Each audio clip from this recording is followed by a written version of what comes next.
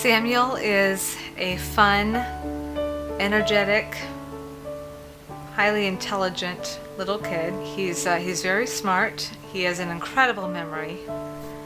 He can name Pixar movies, the dates that they were released in the theaters, the dates that they were released on DVD. He can remember the exact day that he saw a particular movie in the theater, or something that happened on a particular day. He can remember the day, the date, the time, what you were wearing, everything. I remember as a baby, as a newborn, just kind of stare into his eyes and kind of get lost in his eyes. We would always say he had just had such soulful eyes. He was just such a pretty baby. He, as he got to be grew out of the newborn stage and into the baby toddler stage, things were really difficult. He was nonverbal, and so his only form of communication really was screaming whenever he needed something. But on the other hand, he was very playful. He laughed. He entertained himself. Within the womb, I formed you. I fashioned and made each part. He would just bang his head, and he's got this red spot on his forehead from banging his head. It was just so upsetting to see him do that. I didn't know why. I didn't know how to help. It was just a very frustrating time. There was a resource center that I went to. It was a free thing. I could walk in. I made an appointment and I went in, and I took him in and I sat with the psychiatrist, and she asked me just a barrage of questions. I had all these forms I had to fill out. It was hundreds of questions of things like, if you gave him a toy, would he play with it appropriately? And for example, if you gave him a toy car, would he play with it on the floor and say vroom vroom, or would he just sit and spin the wheels? Does he line his toys up? I mean, just question after question of hypothetical things. Remember, as clear as day, like it was yesterday, she kept tracing her pencil over the line between moderate and severe.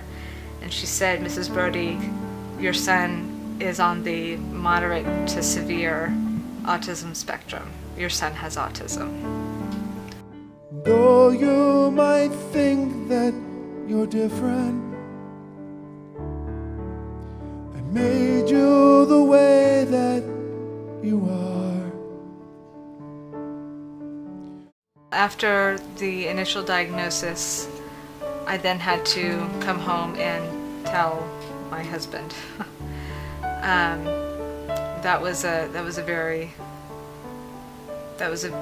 one of the hardest things, I think, that we've been through together, as a married couple, as a family.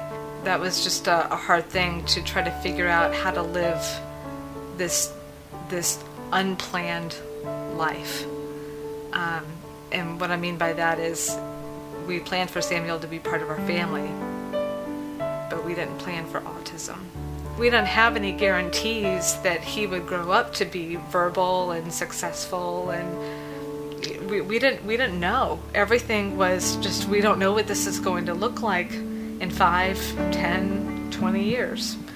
And it felt really, really kind of helpless and kind of hopeless.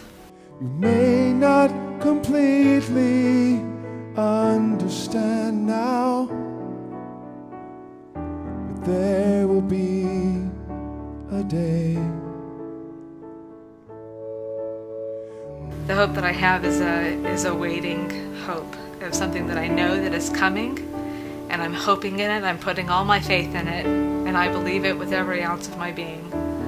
And that hope is what God says in Revelation, when John writes in Revelation 21 that that there is coming a day when all the old things are going to be passed away, when there shall be no more death, there will be no more mourning. He will wipe away every tear from our eyes, and he says, "Behold, I am making all things new." And the redemption that I know is coming, I know is worth all of this. It's leading up to that. For all the parents who have had children go through all of those things and they're still having these daily struggles and these challenges, you know, one day they're going to hear their kids speak. One day they're going to hear their child say that, "I love you, Mom." One day they're going to hear them say, "Thank you for loving me." If you trust in the work of my Son, one day you will see. Find joy in the child that God has given you, because that child is created in God's image. And special needs, disorders, any of that, none of that is going to last. It's not lasting. It's only for a short while. I've made you the way you are, to draw your heart to me, to draw your heart to me.